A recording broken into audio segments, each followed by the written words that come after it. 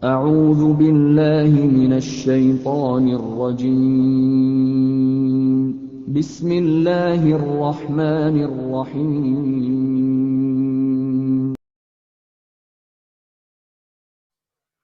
السلام عليكم ورحمة الله وبركاته.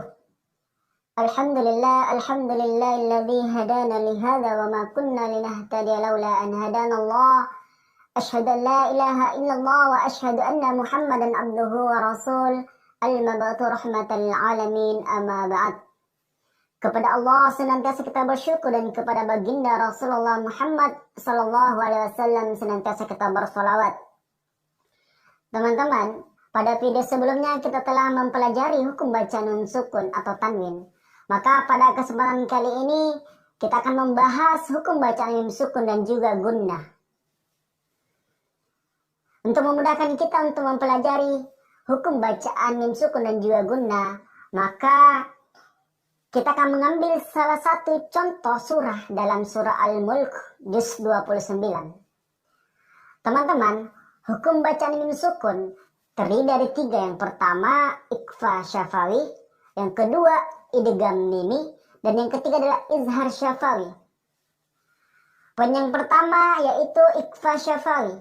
Secara definisi, ikhfa syafawi adalah apabila mim sukun ketemu dengan salah satu huruf ikhfa syafawi yaitu ba, maka cara membacanya yaitu mim sukun dan juga huruf ba digabung dan kita dengung sebanyak 2 sampai 3 harokat.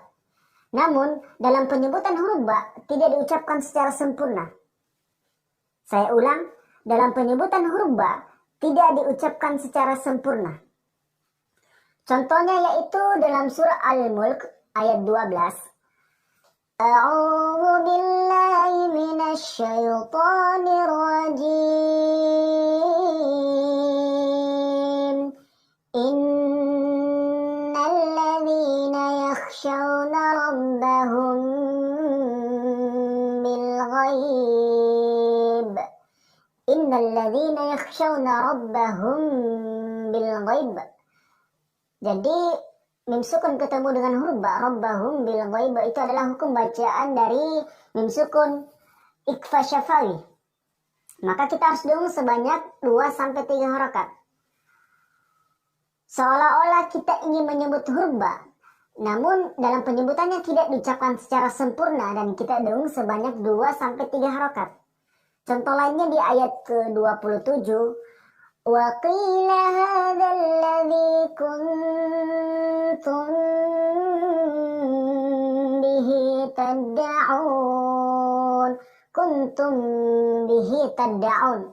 Seolah-olah kita ingin menyebut huruf ba, namun kita tahan dan penyebutan huruf ba tidak diucapkan secara sempurna.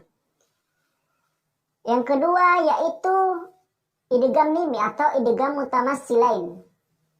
Secara definisi, apabila mim sukun ketemu satu huruf idgham mimi yaitu mim, maka cara membacanya adalah mim sukun dan juga huruf mim digabung dan kita dengung sebanyak 2 sampai 3 harokat.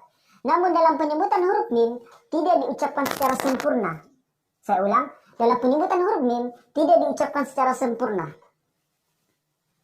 Contohnya di ayat ke-12, lahum maghfiratu wa ajrun kabir. Lahum maghfirah. Di situ mim sukun ketemu dengan huruf mim.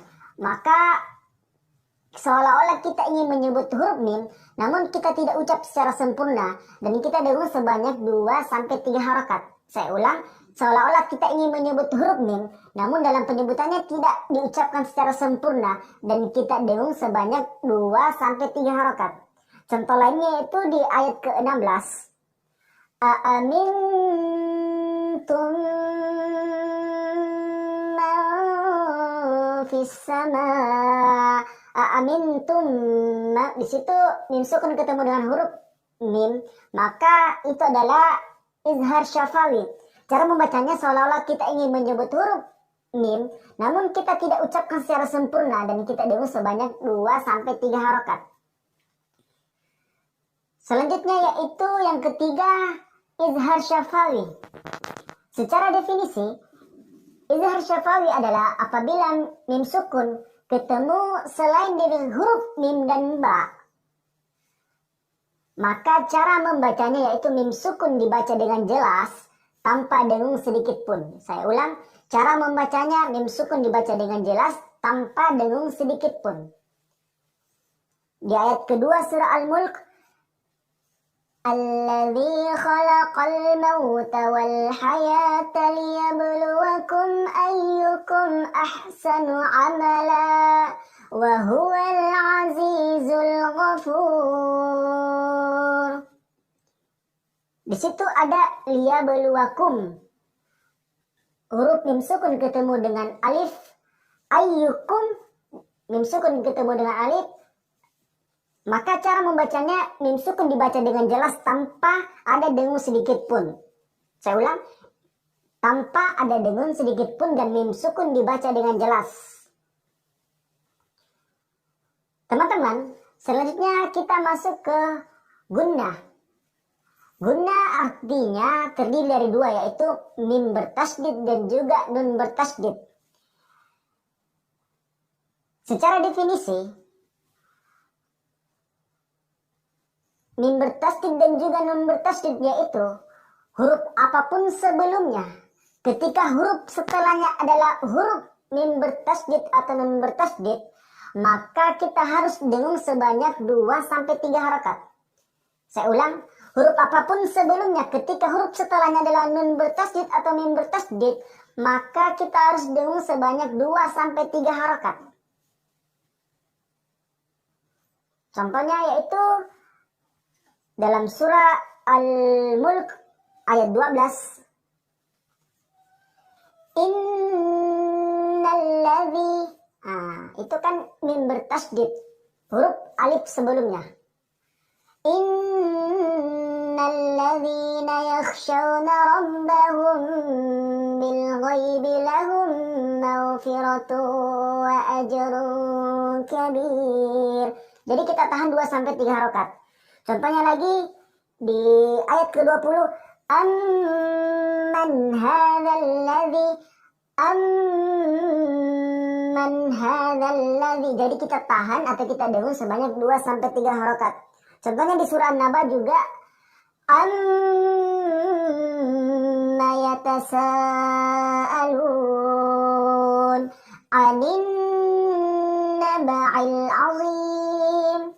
Itu adalah salah satu contoh dari gunnah, yaitu mim bertasydid dan juga nun bertasydid.